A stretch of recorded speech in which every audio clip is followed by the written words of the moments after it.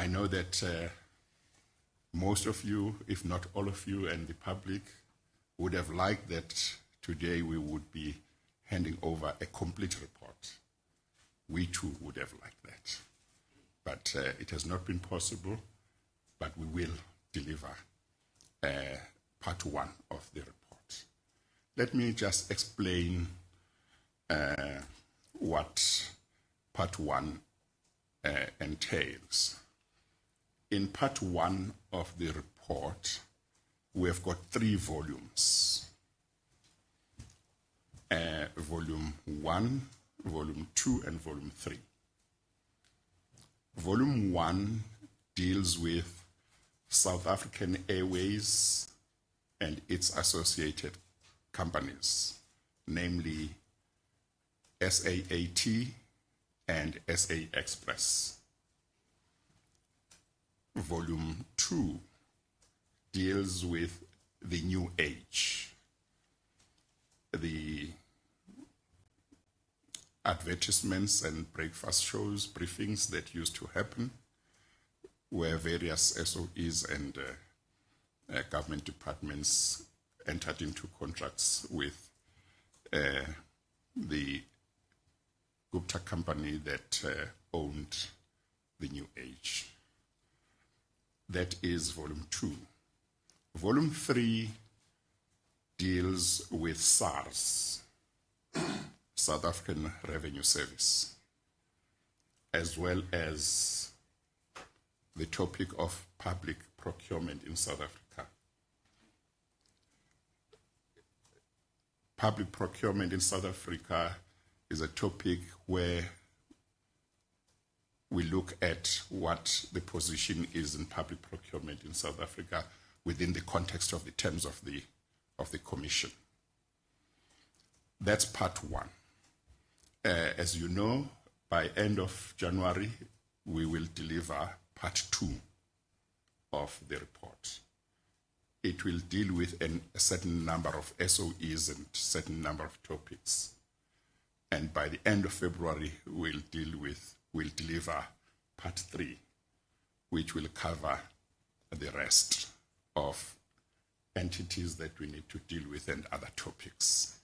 As required by the ruling of the Gauteng High Court on the 28th of December 2021, and in line with the remedial action contained in the Public Protector's report dated October 2016, I will submit the full Commission report to Parliament by the 30th of June 2021. It could be before, but certainly by the 30th of June 2022. And I will also give an indication of my intentions with regards to implementing the Commission's recommendations. As I indicated to court, only once the final installment has been received will it be possible, practically possible, to have complete sight of the report's implications and to develop an implementation plan on the recommendations.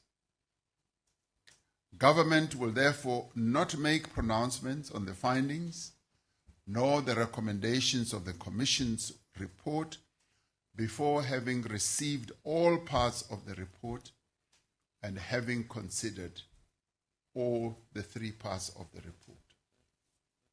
We will, however, commence with the process of considering the parts of the report as they are submitted to the Presidency, and will be putting in place appropriate mechanisms to effectively and to thoroughly process the findings and recommendations. This will include engagement with all relevant departments, agencies, public entities, and other stakeholders as considered necessary. This process, which we expect will culminate in the submission of the report and implementation to Parliament by the end of June 2022, does not prevent other institutions from acting within their statutory mandate on any of the findings and recommendations of the report. The reality is that the report of the Commission really belongs to the people of South Africa. It does not belong to the President. The people of South Africa fought for the establishment of the Commission, and they have also closely observed the proceedings of the Commission and have the greatest interest in the outcome of Justice Zondo's Commission's report. I have therefore decided to release to the public each part of the Commission's report immediately after its submission to me. The first part of the Commission report will therefore be available on the Presidency website within the next few hours. Just as we end this press conference, in a few hours, that report will be on that website. In conclusion, I wish to recall my closing remarks during my appearance before the Commission in August of last year. Perhaps the most, I said, devastating and lasting cost of state capture and corruption is the effect on the confidence of the people of South Africa in the leaders and the officials in whom they place great trust and responsibility. State capture has damaged people's confidence in the rule of law, in public institutions, in law enforcement agencies, and even to some extent in the democratic process. That is what makes the work of this commission so essential. The people of South Africa look to this commission to uncover, as I'm sure we will read, to uncover the truth, to identify those responsible, and to recommend measures that will prevent state capture from happening ever again in South Africa.